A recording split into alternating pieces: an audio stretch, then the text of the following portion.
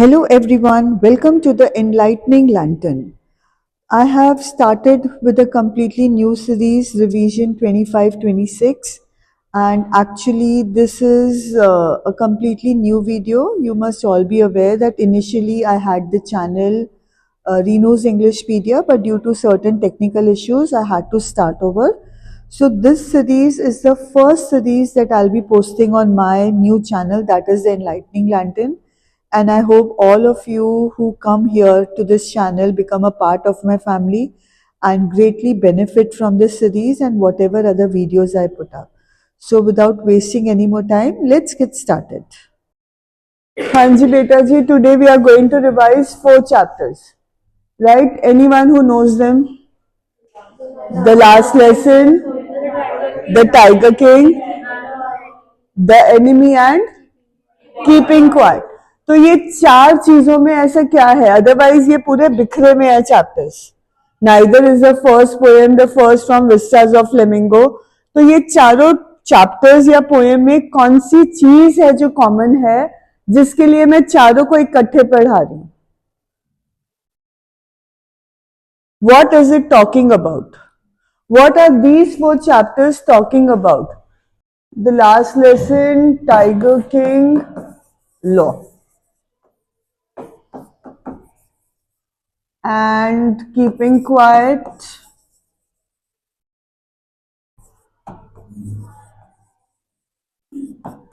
the enemy.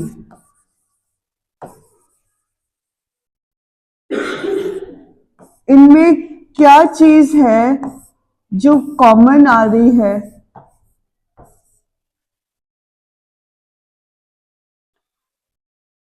Last lesson का theme क्या है? द लास्ट लेसन का escapism and procrastination is one part. What else are they talking about? Love for own land. So it is basically patriotism. ठीक है? Avoidance of war. War के ऊपर कहीं ना कहीं पे वो कुछ ना कुछ बात कर रहे हैं कि वॉर के रेपरकशंस क्या होते हैं. Clear? Okay. Tiger King. Tiger King की थीम्स क्या हैं? टाइगर किंग की थीम्स क्या हैं?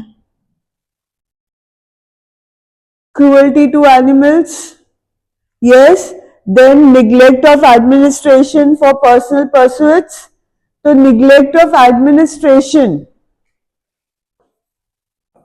Can we see it?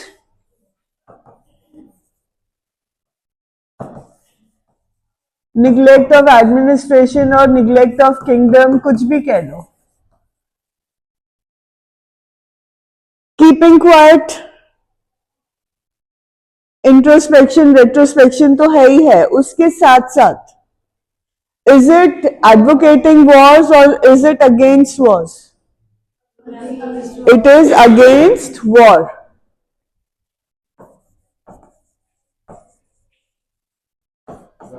Yes बच्चे.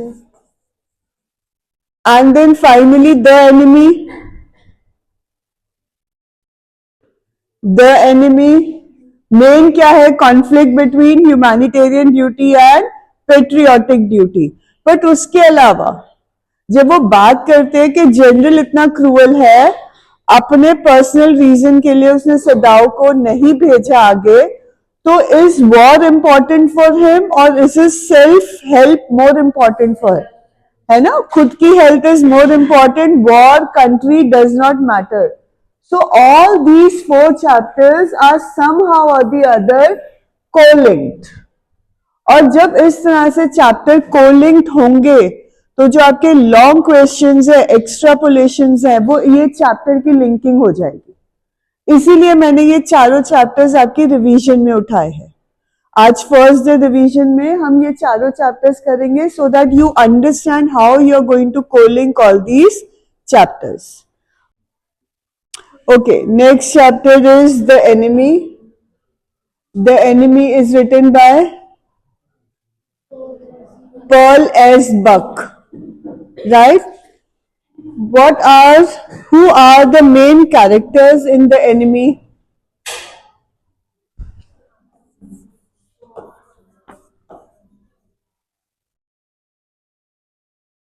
मेन कैरेक्टर्स कौन है? It's doctor Sadao hockey, his wife, his wife, what is her name? Hana. Is it Dr. Hana or is it just Hana? बच्चे, both Sadao and Hana. No, this is precisely what I'm talking about. They both were in America for their education, but Hana is not a doctor. हना doctor क्यों नहीं है, उसका एक बहुत concrete proof दिया गया है बुक में. Please no talking. जब सदाव उसको बोलता है to assist in the surgery, वो जैसे ही ब्लड देखती है तो she starts, she becomes ill, उसको रेचिंग होता है, she has to leave the room. So that shows that she is not a doctor. Hana किसी भी हाल में डॉक्टर नहीं है. ये सबसे बड़ी गलती आप इस चैप्टर में करते हो. ठीक है. मेन कैरेक्टर में डॉक्टर सदाव होकी आते हैं, हना आती हैं, the American prisoner Tom, then we have the general Takima, and we have the servants. servants 3 थे. कौन कौन से थे? Gardener, the cook and Yumi.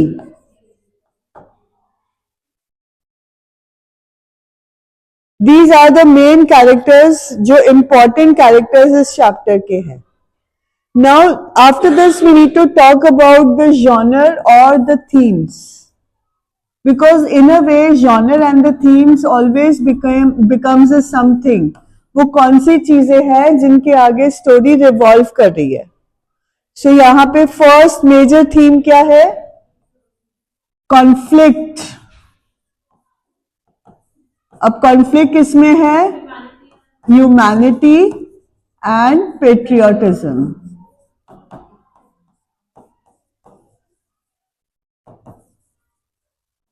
मैं आपको 11th में सिखाती थी ना नोट्स, इंडेंटेशन, टैबिंग.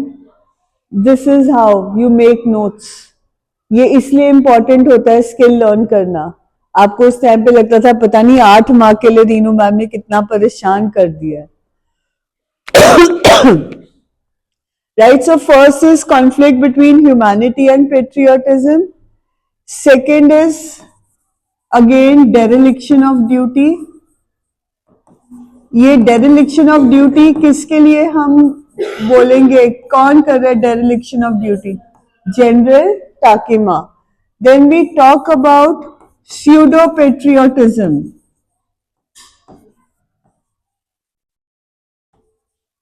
स्यूडो पेट्रियोटिज्म किसके लिए है? The servants. You need to understand what is pseudo patriotism. Patriotism क्या है? Pseudo is false patriotism. What is meant by false patriotism? Yes, patriotism means love for the country. Love for the country doesn't mean you start hating other people, you other countries, right? ये लोग without any rhyme or reason they hate America. Why? Just because they are at war. उन्होंने अपनी humanity छोड़ दिया, उन्होंने सब कुछ छोड़ दिया, उन्होंने इतने सालों की लॉयल सर्विस छोड़ दी. Right. They were in their employ even when Sadao was a kid. Right. तो वो उनको लॉयल होना चाहिए था. फैमिली रिटेनर्स हैं, बड़े सालों से फैमिली में काम कर रहे हैं, बट बस एक हरकत जो उनको सदाव की गलत लगी तो उन्होंने साथ छोड़ दिया. Right. So these are the main things we are focusing on in this chapter. जो मेन फोकस है, what is patriotism, right? Patriotism, General Takima क्या एक पेट्रियट थे? नहीं, किसी भी हालत में नहीं थे। क्या सर्वेंट्स पेट्रियोटिक थे? नो, दे वर स्यूडो पेट्रियोटिक। उनको लगता था कि हम पेट्रियोटिक है, but actually they were not patriotic, they were not even loyal. अगर लॉयल होते तो सदाव का साथ नहीं छोड़ते।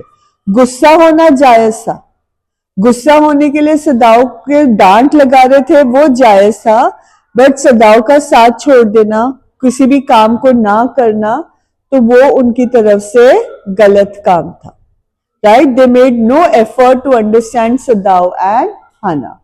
एंड देन सदाव और हना के बीच में पूरा कॉन्फ्लिक्ट आ ही रहा है कि whether we should be patriotic और whether we should go in for humanity. तो ये पूरा चैप्टर जो है वो इन चीजों के आगे ही रिवॉल्व कर रहा है।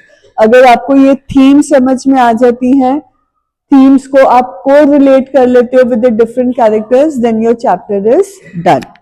So moving on with the incidents in this chapter. This chapter starts with Sadav and Hana spending an evening in the balcony of their house. शाम का टाइम है, मिस्ट आ रही है। अचानक से उनका जो घर है ना वो कोस्ट के पास है, कोस्ट मतलब बीच के पास है, और अचानक से रात का टाइम है, समुंदर में से कुछ बाहर फेंकता हुआ नजर आता है। अब नहीं बात करना राजे। एंड उनको लगता है कि ये फिशरमैन है, राइट? क्योंकि वहां पे फिशिंग बड़ी होती थी, उनको लगता है कि ये फिशरमैन किसी दिक्कत में है, उसका मे बी शिप बोट ट्रैक हो गई है। They rush to help him. When they rush over there, they find that it is an American prisoner of war. उसके बाल गोल्डन हैं, राइट? उसका कैप के ऊपर सेलर लिखा हुआ है, American seller and all that. तो उनको पता चल जाता है that he is an American prisoner of war.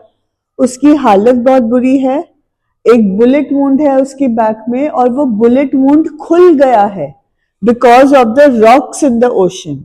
वो रॉक्स ने सिर्फ वुंड को नहीं खोला है, और भी बथेरी जगहों पे इंजरी की हुई है। अब दे आर वेल अवेयर कि ही इज एन एनिमी, वो उसको हेल्प नहीं करना चाहते, तो वो सजेस्ट करते हैं। अब ये चेक कर लेना कौन सजेस्ट करता है। मेरे ख्याल से हना सजेस्ट करती है, पता नहीं सदाव करते हैं, that we should throw him, I think it's Hana who says that we should throw him back into the sea. तो आगे सदाव उसको क्वेश्चन करता है कि if I am able to, will you be able to? अब यहां पे ये क्यों बोलता है कि मैं तो फिर अपने दिल को पक्का करके इसको सी में फेंक दूंगा, अपनी इंसानियत छोड़ दूंगा, but yes she is a women, women have a tender heart, कि क्या तुम इतनी आसानी से can you be the cause of someone's death, right? सोचना बहुत आसान है कि मैं उसका कत्ल कर दूंगी, उसने मुझे परेशान किया, मैं उसका गला काट दूंगी। हम अक्सर सोचते हैं कि मैं उसका सर तोड़ दूंगी, या ना गुरु थ्रॉटल हिम। जब बहुत इंटेंस गुस्सा आता है हम ये बातें सोच लेते हैं, but can we as a common man actually put it into practice? हमारा दिल दहल जाएगा। किसी को हमारे कारण से अगर एक जरा सी भी चोट लग जाए और जरा सी ब्लीडिंग हो जाए ना, उसमें ही हम घबरा जाएंगे कि ओ माय गॉड ये मैंने क्या कर दिया, let alone killing a person. तो वो जब वो बोलता है कि if I am able to, will you be able to do it, he is talking about the tenderness of our heart, कि it is not that easy to kill your humanity. When you kill someone you are actually killing your humanity. तो वो फिर decide करते हैं कि हम फिलहाल के लिए इसको घर लेके जाएंगे, इसको ट्रीट करेंगे, और जब ये ठीक हो जाएगा तब हम इसको पुलिस को या आर्मी को हैंड ओवर कर देंगे। अब वो सीविड्स यूज करता है, सीविड होता है जो सी का प्लांट होता है, उसका जो ब्लीडिंग हो रही है ना उसको रोकने के लिए, उसको बैंडेजिंग करने के लिए वो सीविड लगा के उसको घर लेके जाते हैं। अब यहां पर अच्छा यहाँ पे एक और इम्पोर्टेंट पॉइंट आना था।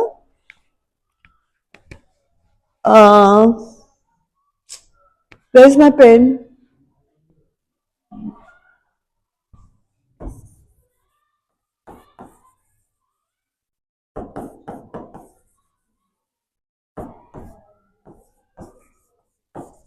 traditional orthodox Japanese.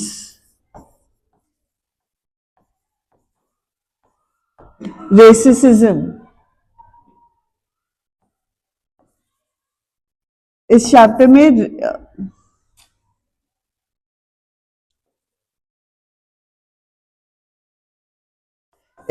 में racism is also very important.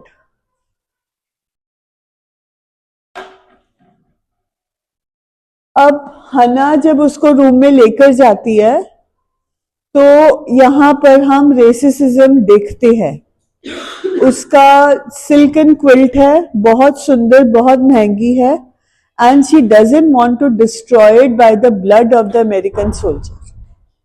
वो उसके ब्लड से उसको घृणा हो रही है और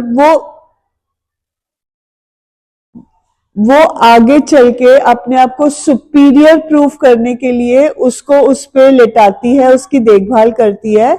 बट कहीं ना कहीं हना के मन में भी रेसिज्म है। ये आगे और भी इंसिडेंट्स आएंगे जिससे हमें उसके रेसिज्म का पता चलता है, राइट? वो एक बार हेजिटेट करती है to put the American on her silken quilt, क्योंकि उसको पता है कि वो ब्लीड कर रहा है, उसकी सिल्कन क्विल्ट खराब हो जाएगी और वो एक अमेरिकन के लिए अपनी क्विल्ट खराब करना नहीं चाहती है। But on second thing is, वो जिस रूम में लेकर जाते हैं ना, वो उसके फादर इन लॉ का रूम है, सदाओ के पापा का रूम है। और सदाओ के पापा तो कंप्लीट रेसिस्ट थे, वो अमेरिका से अत्यंत नफरत करते थे। But at the same time ही also admired America for its education. उन्होंने सदाओ को स्पेशली अमेरिका भेजा था to get his complete education of medicine from America, right? तो यहां पर भी हमें बाइगॉट्री दिख रहा है, BIGOTRY। एक तरफ अमेरिका को गालियां निकालना, उसको अच्छा नहीं समझना, और दूसरी तरफ अमेरिका को excellent institutions for science and medicine मानना। तो यहाँ पे हमें उनकी बाइगॉट्री नजर आती है। बाइगॉट्री मतलब हिपोक्रिटिकल एटीट्यूड, राइट? या तो अमेरिका अच्छा है या बुरा है, राइट? आप एक चीज एडमायर कर सकते हो और अमेरिकन से नफरत करो तो ये नहीं चलता है।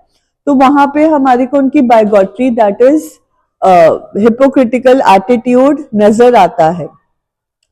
एनीवेज, वो फादर इन लॉ का रूम है, तो यहाँ पर भी थोड़ा सा कटाक्ष है कि उसने फादर इन लॉ के रूम में उसको ठहराया।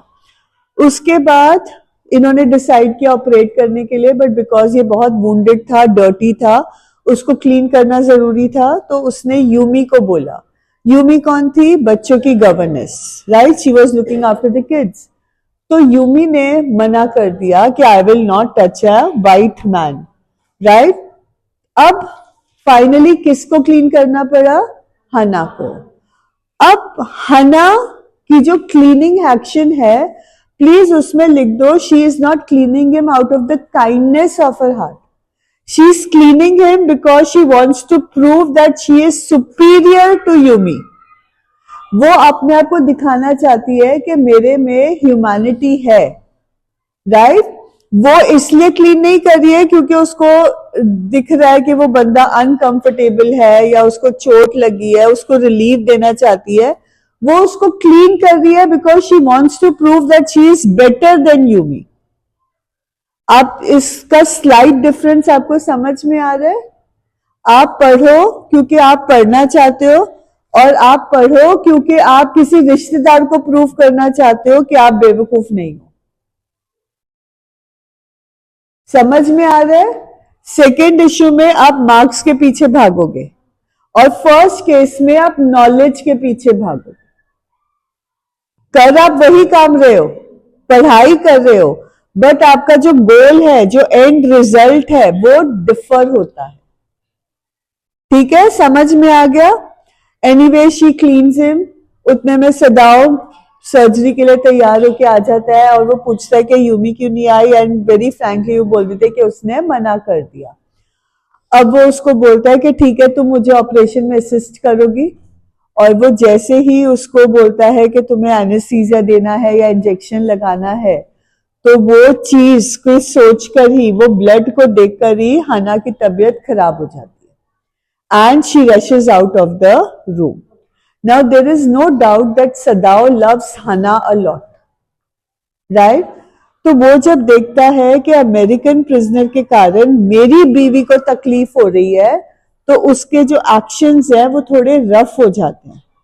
वो इतने रफ होते हैं कि अनकॉन्शियस होने के बावजूद वो अमेरिकन नींद मतलब वो अपने उस स्टेट में भी कराता है दर्द से, he moans with the pain, right? But Sadao की आदत होती है कि वो जो काम करता है वो फुल कंसंट्रेशन से करता है, और फुल कंसंट्रेशन से करते करते वो difference between the enemy and the friend भूल जाता है। ये बात याद रखना। इनिशियली ऑपरेशन वो गुस्से से शुरू जरूर करता है कि एक एनिमी के लिए मेरी वाइफ को इतनी तकलीफ दे रहा हूं, but during the operation he completely forgets that the patient is an American, that the patient is an enemy. And what is the validation? Because he addresses him as my friend. वो बोलता है कि अगर bullet जरा सी भी इधर उधर होती तो तुम्हें बचाना मुश्किल होता। माय फ्रेंड करके वो उसको एड्रेस करता है। अब इतने में हना वापस आ जाती है, right? And she starts helping him with the operation. अब यहाँ पे हना की quality, what kind of a wife is हना? Loving and supportive. She supports him in his decision to end the enemy's life, then not to end it, to take him home, to treat him till he recovers and hand him over to the police, and then also during the operation. तो ये चारों incidents है।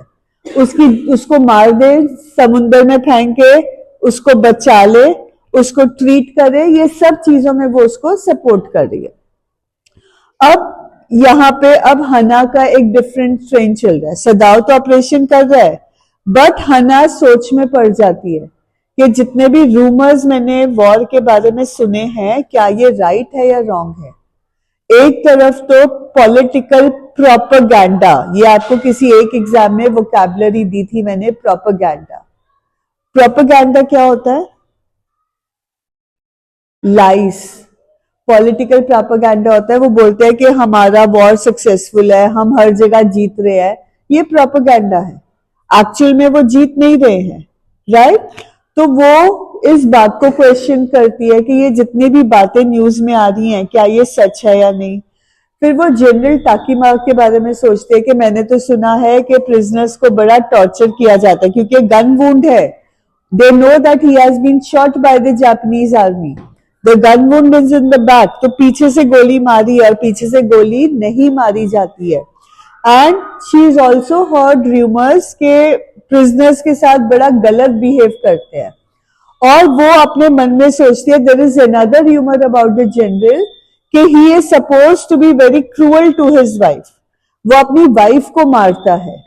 तो जो इंसान अपनी wife को मारता है वो इंसान एक एनिमी प्रिजनर के साथ क्या क्या करता होगा। और ये सारी बातें उसके मन में क्यों आती हैं? क्योंकि during the operation she see scars on Tom's neck, red vibrant red scars on his neck, और वो फिर टॉर्चर, जनरल टाकीमा का बिहेवियर, उन सब के ऊपर क्वेश्चनिंग करती है, वो प्रोपेगेंडा के ऊपर क्वेश्चनिंग करती है। इतने में ऑपरेशन हो जाता है एंड दे आर डन, ठीक है। अब आता है एटीट्यूड ऑफ द सर्वेंट्स। अब ऑपरेशन हो गया, सर्वेंट्स ने अमेरिकन का लुक आफ्टर करना छोड़ दिया है।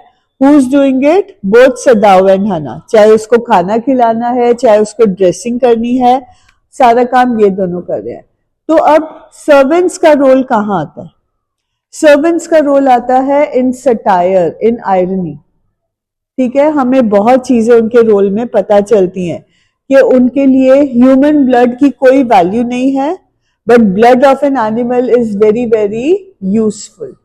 क्योंकि कुक एक पोल्ट्री, एक हैन का गला काट रही होती है और गार्डनर आके बोलता है कि इसका ब्लड वेस्ट नहीं करना, मुझे मेरी वाइन के लिए चाहिए। वाइन जो वो उगा रहा है ना, कौन सी वाइन थी उसने नाम भी बताया, forgot the name of the vine, कि मुझे उस वाइन की wisteria, I think it's wisteria vine, I don't know, there is some vine, some plant जिसके लिए उसको उसका ब्लड चाहिए होता है। तो ये इंसिडेंट हमें बताता है कि देखो वो एक ड्रॉप भी वेस्ट नहीं करना चाहता ऑफ एनिमल ब्लड, और कितनी आसानी से उसने बोल दिया कि वो अमेरिकन सोल्जर को मार दो। तो एक ये थोड़ा सा आयरॉनिकल स्टेटमेंट है। फिर आयरनी इस स्टेटमेंट में है कि वो सदाव के सालों से उनकी फैमिली में काम कर रहे हैं, बट जहां पे सदाव और हना को उनकी एक्चुअल में जरूरत पड़ी कि वो मेरी मदद करे, उन्होंने कदम पीछे उठा लिया। तो उसमें भी एक आयरॉनिकल स्टेटमेंट है। फिर उनका एटीट्यूड कैसे था? It was very cold upon the pair. Cold upon the pair का मतलब very coldly, very you know, जब आप कंप्लीटली इनडिफरेंट हो जाते हो कि सामने वाले को कैसा महसूस होगा, तो वो उस तरह से बिहेव कर रहे हैं। वो सदाव और हना की प्रेजेंस में बातें करते हैं कि मास्टर ने बड़ा गलत काम किया, उसको अमेरिकन को ट्रीट नहीं करना चाहिए था, उसको मरने के लिए छोड़ देना चाहिए था। फिर ये भी कहते हैं कि इन्होंने ये भी नहीं सोचा कि इनके बच्चों का क्या होगा। बच्चों का क्या होगा ये सोच सही थी। By because when you go beyond your you go against your country, it is known as treason, TREASON। जब आप अपनी कंट्री को दगा देते हो तो उस एक्ट को ट्रीजन बोला जाता है। I'll put the vocabulary on the board. When you betray your country, it is known as treason। ठीक है? तो अगर आप ट्रीजन के एक्ट में पकड़े जाते हो, you know that Japan is a communist country, कि आप सिर्फ आप नहीं फंसोगे बट आपकी फैमिली के साथ भी बुरा होगा, आपके बच्चों के साथ भी बुरा होगा। तो they are worried about the children also, right? और वो वरी उनका जायज है, but they should not have given up on the masters. उनको डांटते हुए भी उनकी मदद करनी चाहिए थी। अगेन मैंने आपको सर्वेंट्स का स्यूडो पेट्रियोटिक बता दिया है कि उनके लिए फाउल इंपॉर्टेंट है, but the blood of a human being is not important. They say they are patriotic, then why didn't they go to fight the war? Why are they staying at home and looking after Sadao? So we actually cannot call them patriotic. They just talk about patriotism. They are pseudo patriotic. They have not done anything for their country. Now on the 7th day of the operation, या तो 7th day of the operation होगा, या 7th day after the treatment होगा, या 7th day of the enemy's arrival होगा, क्योंकि तीनों चीजें इकट्ठी हुई थी। दो बहुत इंपॉर्टेंट बातें हुई। जब मॉर्निंग में सदाव और हना उठ के आते हैं, the servants have not done any work and they inform them that they are leaving. अब यूमी जब जा रहे होते हैं सर्वेंट्स, तो यूमी भागकर आती है और बोलती है कि बच्चे मेरे साथ बहुत अटैच्ड हैं, अगर बेबी रोएगा, आपसे संभाला नहीं जाए तो आप मुझे कॉल कर देना, मैं वापस आ जाऊंगी। बट हना बड़ी डिग्निफाइड वे में, बिना गुस्से के, बिना चिल्लाए, बिना दुख के, या without any feeling, in a very dignified way she says that I will handle my children my self, right? और सर्वेंट्स चले जाते हैं। अब सर्वेंट्स जाने से क्या डर बढ़ गया है? That they will inform the authorities about the presence of the American soldier. तो उतने में ही सर्वेंट्स जाते हैं, थोड़ी देर बाद जनरल का मैसेंजर आ जाता है। तो यही फियर कि वो क्यों आया है? Because the servants have tattled, the servants have given them the information about the American soldier. हना इतना डर जाती है कि वो भागकर सदाव के पास जाती है and informs him that the messenger is there. Hana की परेशानी देखकर सदाव और भी परेशान हो जाता है। He doesn't want her to live in that fear day in and day out. तो जब वो मैसेंजर के साथ जाता है तो उसको पता चलता है कि जनरल टाकीमा को पेन हुआ है, राइट? अब यहाँ पे हम जनरल टाकीमा, और मेरे ख्याल से ना एक पॉइंट है मैं भूल गई हूँ, but I have already discuss this, कि जब सदाव के वो छोटा होता है तो सदाव के पापा उसको कोस्ट लाइन पे लेकर जाते हैं और बोलते हैं कि बियॉन्ड दीज स्टोन्स, राइट, आपका फ्यूचर है, because beyond these stones was America, जहां पे जाकर उसको अपनी एजुकेशन लेनी थी। और मैंने आपको ऑलरेडी बता दिया है कि ही वाज अ बायगॉट, एक तरफ अमेरिका की तरफ हेट और दूसरी तरफ अमेरिका को एक्सीलेंस इन एजुकेशन मानना। तो he had sent him, and अब अमेरिका में क्या हुआ था, ये बाद में बताऊं कि अभी बता दूं? अभी बता देती हूँ क्योंकि बात चल रही है, फिर बाद में कोरिलेट कर दूंगी। जब सदाव अमेरिका में जाता है, he faces a lot of racism. American भी जापानीज को अच्छी निगाहों से नहीं देखते थे, but at the same time he says that there were many people over there who had been very kind to him, right? तो उसको कई लोग याद आते हैं। एक तो उसका प्रोफेसर होता है, राइट, प्रोफेसर और उसकी वाइफ। वो प्रोफेसर और उसकी वाइफ को टॉकेटिव सिली कहता है, बट वो प्रोफेसर की आदत होती है कि जो फॉरेन स्टूडेंट्स आते हैं उनके लिए स्पेशली पार्टीज देना। क्यों? आप एक ही जगह के हो, आप लुधियाना के हो, बचपन से एक दूसरे के साथ रहे हो, तो you don't feel different. But अगर सडनली मैं अफ्रीका से एक बच्चा लाके आपके क्लास में बिठा दूं, तो आप ऑड फील करो ना करो, वो बच्चा ऑड जरूर फील करेगा। ना लैंग्वेज सेम है, ना सोच समझ सेम है। तो वो इसीलिए फॉरेन स्टूडेंट्स के लिए पार्टी रखते थे, जहां पे बच्चे अपनी नेशनैलिटी के लोगों से मिलके थोड़ा सा कंफर्टेबल हो जाए। उनकी वाइफ भी जो थी वो उनको टॉकेटिव बोलता है कि वो सर खा जाती थी बातें कर करके, but at the same time very kind to help her husband in arranging the parties. Then he talks about the kindness of his anatomy professor. वो हमेशा उनको बोलते थे kindness with the knife. What is kindness with the knife? How can the knife be kind? बेटे knife देखो, अगर आपको चोट लगी है, आपके बॉडी पार्ट में कोई ट्यूमर है या कुछ है, तो एक होगा कि मैं पूरी बाजू को ओपन करके वो जरा सा 1 इंच का ट्यूमर निकालू, या मैं वो 1 इंच के लिए सिर्फ 2 इंच का कट मारूं ताकि के मिनिमम वुंड के साथ मैं उसको घाव को भर सकूं। वो 2 इंच के कट में मुझे तकलीफ होगी एज ए डॉक्टर, क्योंकि मुझे बड़ा प्रिसाइज होकर चलना पड़ेगा। अगर मैं पूरी बाजू काट देती हूँ तो मेरे लिए एज ए डॉक्टर बड़ा आराम है, क्योंकि पूरी बाजू ओपन है, मैं उसमें से सारा वो जो भी गलत है वो निकाल सकती हूँ। बट पेशेंट को बहुत तकलीफ होगी इन recovery, right? So he always advocated kindness with the knife. 2 instances professor के साथ, and third instance was with his landlady. वो उसको स्लोवेनली, SLOVENLY डिस्क्राइब करता है। स्लोवेनली मतलब untidy, very dirty in her habits, but very very kind. When he got influenza, तो उसने उसकी देख रेख करी। She looked after him during his influenza. उसको बड़े आराम से, बड़े प्यार से उसको ट्रीट किया, right?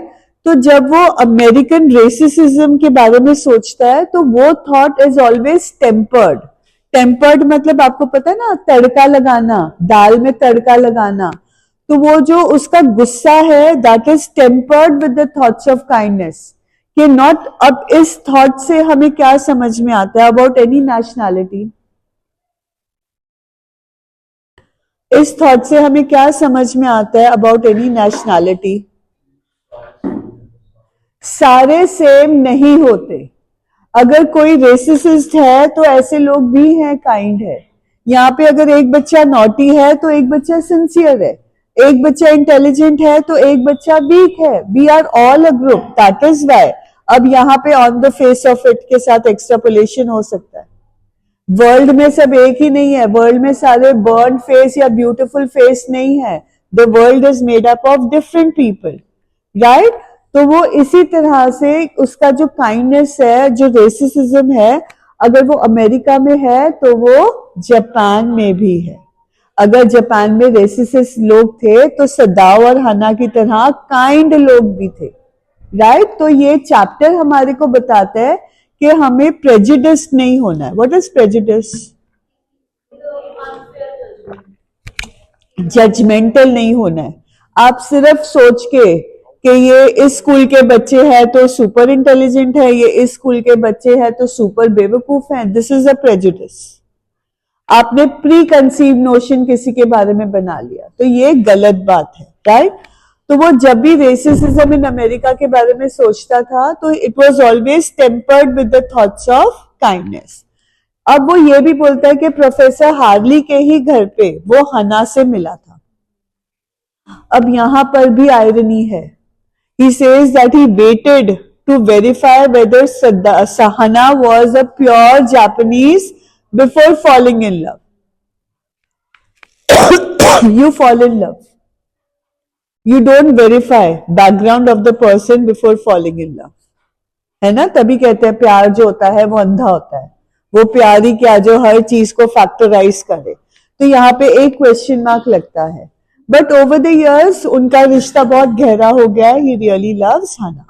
Second instance of irony even on the father is that, मतलब ये इतने ट्रेडिशनल थे, इतना रेसिस्ट थे कि जब तक सदाव के पापा ने हना को ब्लेसिंग्स नहीं दे दी, उन्होंने शादी नहीं की. उन्होंने शादी करी in the proper traditional Japanese manner. तो ये उनका कल्चर, उनका ट्रेडिशन, उनकी ऑर्थोडॉक्सी या उनका रेसिज्म, जो मर्जी कह लो, तो ये तीनों में था. सदाव में भी था, हना में भी था और उनके फादर में भी था. Although these feelings were tempered with the incidents of kindness. यहां तक सबको समझ में आ गया? Okay, now come back to the 7th day of the operation. जब सदाव ने देखा कि हना बहुत टेंशन में है, तो he decided to tell everything to general Takima. अब जनरल टाकिमा का बिहेवियर पे हम आते हैं. हमने एक तो देख लिया कि वो क्रूअल है. अगर वाइफ को मार सकते हैं तो वो सोल्जर्स को कितना मार सकता है, प्रिजनर ऑफ वॉर को. अब सेकंड उनका आता है his patriotism is in question. क्यों? Why is it his patriotism in question? Yes, he cares more about himself than about his country. Japan was at war with America. वो time period था जब जो soldiers थे वो ज्यादा इसलिए मर रहे थे, not because of the injury by gun shots, they were dying due to infection in the injury. वहां पे गैंग्रीन जैसी बीमारियां होती थी, ये बड़ी कॉमन थी, राइट? अब सदाव एक डॉक्टर था, एक साइंटिस्ट था. वो एक ऐसी डिस्कवरी को परफेक्ट कर रहे थे जिसमें वुंड्स में इन्फेक्शन नहीं होगा, राइट? तो उनकी जरूरत कहां पे ज्यादा थी? War front. वॉर फ्रंट होता है जहां पे एक्चुअल जंग लड़ी जा रही है, जहां पे सोल्जर जख्मी होकर आएंगे. बट वो कहां पे था? अपने घर पे, at the service of the general. क्यों? क्योंकि जनरल बीमार था, उसका ऑपरेशन होना था और उसको लगता था कि मेरा ये ऑपरेशन सिर्फ सदाव कर सकता है. वो चाहता था, अब ये खुद वो लाइन लिख रहा है, he wanted Sadao to be as kind as the Americans and as efficient as the Germans. Sentimental and unsentimental करके एक लाइन लिखी हुई है यहाँ पे उसने सदाव के लिए, राइट? अब ये क्यों लिख रहा है? अमेरिकन की तरह काइंड होना क्यों? सेंटिमेंटल एज द अमेरिकन्स, क्योंकि वो अपने पेशेंट को अननेसेसरी तकलीफ नहीं देगा. And as efficient as the Germans, Germans ruthless हैं, वो आपकी तकलीफ के बारे में नहीं सोचेंगे, उनका हर काम एफिशिएंट होता है, प्रिसाइज होता है. जर्मन कार्स आपको पता है बेस्ट है, जर्मन इंजीनियरिंग जो है वो बेस्ट है. तो वैसे ही जो उनका प्रिसीजन इन मेडिकल होगा, that will be much excellent than the Americans. Americans की काइंडनेस और जर्मन्स का एफिशिएंसी, स्किल उसको चाहिए था अपने ऑपरेशन के लिए, ठीक है? तो इसलिए उसने सदाव को वॉर फ्रंट पर नहीं भेजा था. अब जब सदाव ने उसको अमेरिकन प्रिजनर के बारे में बताया, तो as the general of the army what should have been his actions? उसको क्या करना चाहिए था? सबसे पहले सदाव को अरेस्ट करना चाहिए था, इमीडिएटली अमेरिकन प्रिजनर को पकड़ने के लिए उसको आर्मी को भेजना चाहिए था. But did he do any of these two things? What did he do? उसने कहा कि अगर हमने अमेरिकन प्रिजनर को पकड़ा तो तुम भी पकड़े जाओगे, and I can not lose you. So what I will do is I will send my private Assassin's. Assassin's का वर्ड याद करने के लिए प्लीज मैं एक ही ट्रिक बोलती हूं, गधे के पीछे गधा. S, A double S, Assassin's, A double S, A double S. and ins, ins. वैसे मैं बताती थी गधे के पीछे गधा, उसके पीछे मैं और मेरे पीछे पूरा nation. That is assassination. Right? Because आप लोग एस में बड़ी गड़बड़ करते हो, आपको स्पेलिंग्स याद नहीं होते हैं. So please remember it like this. गधे के पीछे गधा और इन, assassins. Done? Okay. He said, I will send 3 of my assassins. तुम 3 रातों तक अपने गार्डन का दरवाजा खुला रखना. On any one night they will come. Not only will they kill the American, but they will also dispose his body. Dispose his body मतलब गायब कर देगी. अगर मार देते बट बॉडी उसके घर से मिलती तो क्या होता? सदाव फिर फंस जाता है ना कि तुम्हारे घर में एक अमेरिकन क्या कर रहा है. राइट? सो दे डिसाइडेड कि वो ना सिर्फ उसको मारेंगे बट उसकी बॉडी को भी डिस्पोज ऑफ कर देंगे. अब ये बात सदाव ने हना को बताई. No, he did not want to worry her father, but उसने इसको पूरा प्रिसाइसली फॉलो किया. अब यहां पे सदाव ने अपनी कौन सी ड्यूटी निभाई जनरल को बताकर? His patriotic duty, humanitarian duty इलाज करके, और पेट्रियोटिक ड्यूटी जनरल को अमेरिकन के प्रेजेंस के बारे में बता के उसने अपनी सारी ड्यूटीज को फुलफिल किया. जनरल ने नेग्लिजेंस ऑफ ड्यूटी करी, नॉट सदाव. ठीक है? 3 रातों तक उसने दरवाजा खुला रखा. 3 रातों तक कोई भी आहट होती थी उसको लगता था असैसिन आया है, but every morning he would find Tom hello and hearty. वो सही होता था. अब 3 रातों के बाद सदाव का जो मेंटल प्रेशर था, जो प्रेशर कुकर उसके दिमाग में था, वो फट गया. ही couldn't tolerate that tension anymore. So he decided to take matters in his own hand and to help the enemy to escape. वो जो कर सकता था उसने कर दिया था. अब जनरल ने एक्शन नहीं लिया तो अपनी फैमिली को बचाने के लिए he decided to help the enemy to escape. So he arranged for a boat, right? Boat अच्छी थी, कोई टूटी फूटी लीकी बोट नहीं थी, स्टर्डी बोट थी. उसमें उसने पानी रखा, ब्लैंकेट्स रखा, जो और खाना पीना या जो चीज भी था वो पूरा बोट को स्टॉक किया. फिर घर जाके हिज लास्ट डॉक्टरली ड्यूटी, जब भी पेशेंट को डिस्चार्ज करता है तो उससे पहले डॉक्टर आके क्या करता है? पूरा चेक करता है ना, सब कुछ सही है या नहीं.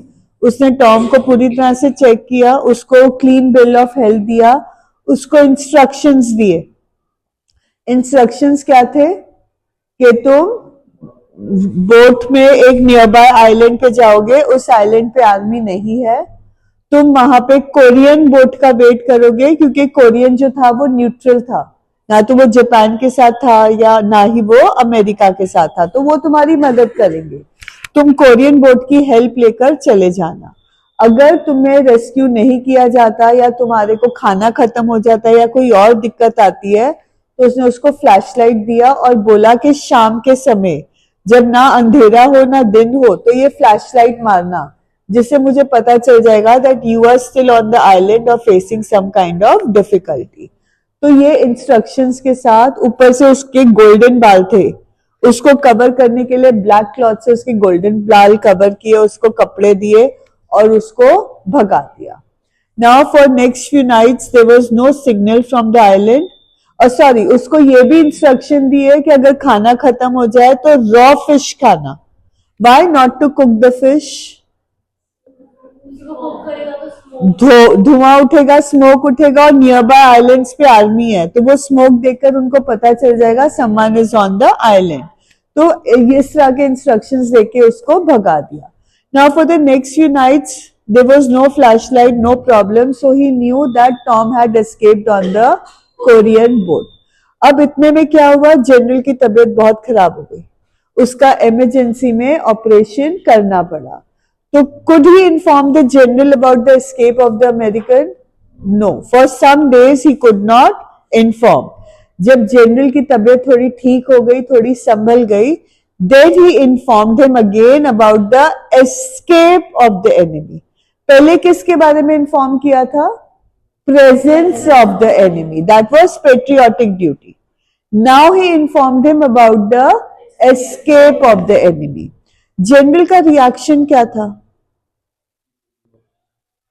इमीडिएट एक्सक्यूज देना कि मैं तो भूल गया, मेरी तबीयत इतनी खराब हो गई कि मैं तो असैसिन्स भेजना भूल गया। बोलता है कि ऐसा नहीं है कि मैं अपनी कंट्री से प्यार नहीं करता, बट मुझे पेन बहुत था। जब इस तरह से कोई एक्सक्यूजेस देता है तो वो किस बात का प्रूफ होता है? That negligence of duty. And इस बात से सदाव को क्या पता चल गया? That the general was an accomplice. Please write down this term. Accomplice in his crime. आपके गुनाह में जो आपका साथ देता है उसके लिए इंग्लिश टर्म होता है accomplice. ACCOMPLICE. Accomplice in his crime. And he knew that he need not worry. He need not worry any further. उसको अब चिंता करने की जरूरत नहीं है। क्यों? क्यों चिंता करने की?